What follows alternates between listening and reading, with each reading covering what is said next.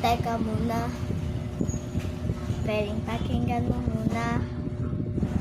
Huwag mo muna ko sabayan, kasi mas lalabo ang liwanagan. Paano magsisimula kung matatapos na? Masisisi mo ba kung napapagod na?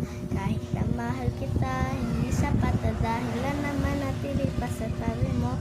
Kaya ko namang ilaban ka pa.